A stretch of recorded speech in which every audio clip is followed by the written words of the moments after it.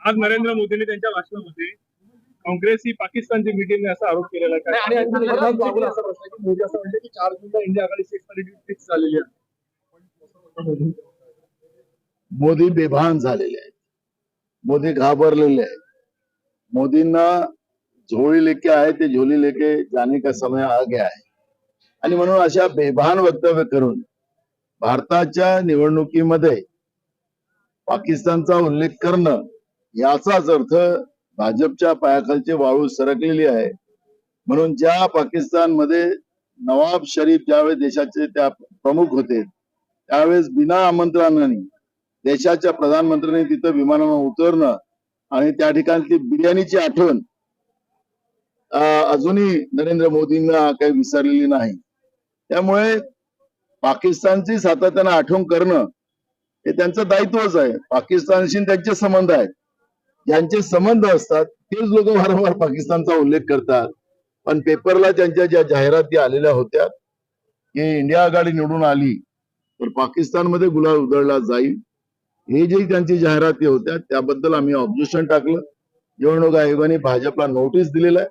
आमचं म्हणणं आहे की हे आचारसंहितेचे उल्लंघन करण्याचं व्यवस्था आहे, त्यामुळे तातडीनं भाजपवर कारवाई करावी ही पद्धतीची भूमिका काँग्रेस पक्षाने निवडणूक आयोगाकडे केली. बघा, आता खानदेशातली जी काही परिस्थिती आहे त्या परिस्थितीकडे आपण पाहिलं तर लोकांचा कौल जो आहे तो महाविकास आघाडीच्या बाजूने आहे. पहिल्या टप्प्यात दुसऱ्या टप्प्यातही महाविकास आघाडी 100% जागा जिंकतात आहेत. आजचंही जे मतदान तिसऱ्या टप्प्यातलं आहे त्याच्यातही महाविकास आघाडी पुढे आहे, हे चित्र आपण पाहतोय.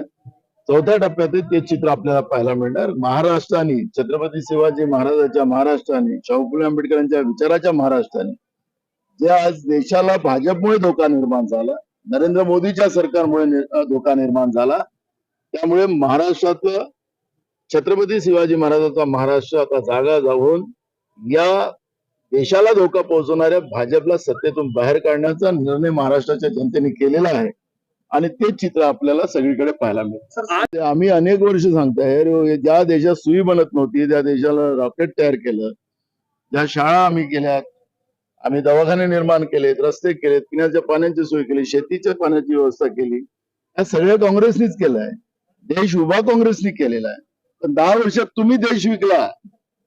जे काही 60 वर्षामध्ये काँग्रेसने या देशासाठी केलं, देशाला स्वातंत्र्य मिळवून दिलं, देशाला उभं केलं, महासत्ताक बनवला, त्या देशाला 10 वर्षात तुम्ही विकला, देशाची प्रतिमा मलिन केली. हे मोदीजींना हे सांगायचं आहे. ते काँग्रेसवर आरोप नाही करत, त्यांनी 10 वर्षात केलेल्या पापाचं स्वतःच्या वक्तव्याने या पद्धतीचा उल्लेख करताना आपण पाहतोय. बघा, पवार परिवाराच्या पारिवारिक वादामध्ये किंवा त्यांच्या चांगल्या होण्यामध्ये त्यांचं चांगलं व्हावं अशी अपेक्षा आमची आहे. पण पारिवारिक त्यांच्या वादामध्ये काँग्रेसला कुठलंही घेणं देणं नाही आणि त्याच्यामध्ये आम्हाला पडायचं.